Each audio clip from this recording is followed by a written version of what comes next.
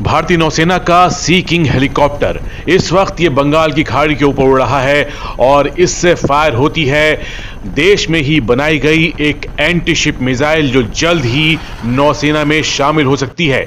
इस मिसाइल का टेस्ट जो किया गया है वो पहले भी किया गया है, लेकिन अब इसे सी किंग की सी ईगल मिसाइल से बदले जाने की तैयारी है। सी किंग अभी तक सी ईगल मिसाइल से लैस रहा है, लेकिन अब जो नई जनरेशन की मिसाइल है यानी कि एंटी शिप मिसाइल, उससे फायर करके ये देखा जा रहा है कि भारत में जो मिसाइल बन रही है क्या वो आगे के वक्त के लिए भारत की जरूरतों को पूरा कर पाएगी। इस मिसाइल की खास बात यह है कि ये 60 किलोमीटर की रेंज तक दुश्मन के शिप पर हमला कर सकती है, ये उसके जमीनी ठिकानों को बर्बाद कर सकती है। इस मिसाइल को बंगाल की खाड़ी के ऊपर जो मिसाइल रेंज है वहां पर इसे आजमाया गया। अब भारतीय नौसेना के लिए MS-60 हेलीकॉप्टर अमेरिका से लिया गया है और यह हेलफायर मिसाइल से लैस है, लेकिन हेलफायर की कमी यह है कि इसकी जो रेंज है वो 8 से 11 किलोमीटर है। और साथ में बड़ा सवाल यह है कि जो अमेरिका से MS-60 हेलीकॉप्टर लिया गया है, क्या उसमें भारत की जो इंडिजिनस एंटी शिप मिसाइल है क्या वो उससे इंटीग्रेट की जा सकेगी, क्योंकि अमेरिका के जो सिस्टम है उसके साथ ऐसी जो तब्दीलियां हैं वो अमेरिका पसंद नहीं करता है। और ये देखना दिलचस्प होगा कि क्या भारत MS-60 में इस मिसाइल को लगा पाएगा। MS-60 हेलीकॉप्टर बहुत ही वर्सटाइल हेलीकॉप्टर है, ये कई तरह के रोल पूरे कर सकता है। अभी इस हेलीकॉप्टर का जो टेस्ट है वो कई शिप पे किया गया है और ये कामयाब रहा है। MS-60 हेलीकॉप्टर जो है उसे सी किंग की जगह लिया जा रहा है, यानी कि सी किंग हेलीकॉप्टर बहुत जल्द रिटायर हो जाएगा। 1980 के दशक में भारत ने यह हेलीकॉप्टर ब्रिटेन से लिया था INS विक्रांत एयरक्राफ्ट कैरियर के लिए और तब से ये नौसेना में शामिल है। ये बहुत ही बेहतरीन हेलीकॉप्टर माना जाता है।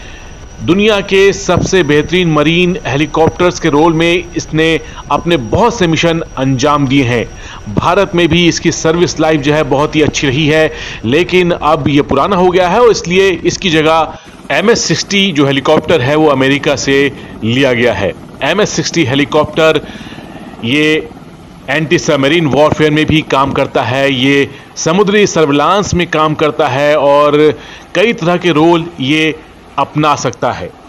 इस वक्त भारत जो है वो इंडिजिनस वेपन्स पे काफ़ी ध्यान दे रहा है। भारत के शिप जो हैं वो ऐसे हैं जो भारत में ही बनाए गए हैं।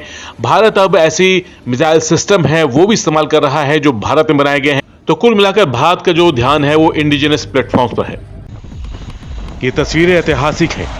ये पहली बार है जब तेजस लड़ाकू विमान को भारत में ही बने INS विक्रांत पर उतारा गया।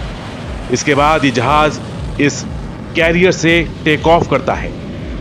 देश बने एयरक्राफ्ट कैरियर INS विक्रांत पर फाइटर एयरक्राफ्ट के ट्रायल चल रहे हैं जो अगले 3 से 4 महीने तक जारी रहेंगे। INS विक्रांत पर वैसे तो MiG-29K को तैनात होना है, लेकिन अब इस पर तेजस का उतरना एक बड़ा सिग्नल कहा जा सकता है। तेजस एक सिंगल इंजन एयरक्राफ्ट है और इसी वजह से इसे INS विक्रांत के लिए उपयुक्त नहीं माना गया। INS विक्रांत एक ऐसा एयरक्राफ्ट कैरियर है जो 44,000 टन डिस्प्लेसमेंट पैदा करता है। एयरक्राफ्ट कैरियर पर इस तरह के ऑपरेशन में गलती गुंजाइश नहीं रहती और हर चीज बहुत पुख्ता तरीके से की जाती है, क्योंकि जरा सी भी लापरवाही से एक बड़ा हादसा हो सकता है। भारत अब 2 एयरक्राफ्ट कैरियर ऑपरेट कर रहा है। INS विक्रमादित्य के साथ अब INS विक्रांत भारत के समंदर का प्रहरी बन चुका है। अब इसके साथ भारतीय नौसेना चाहती है कि एक तीसरा एयरक्राफ्ट कैरियर भी हो, जो हालांकि बड़ा नहीं होगा और INS विक्रांत जैसा ही होगा।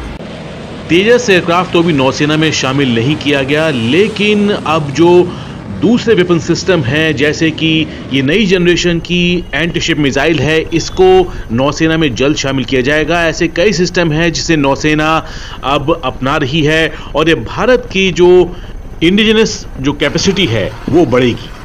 आपको ये वीडियो पसंद आया है तो लाइक करें, इस वीडियो को शेयर करें और फीडबैक में हमें ज़रूर बताएं कि आपको और किस तरह की वीडियो पसंद है जो हम बना सकते हैं।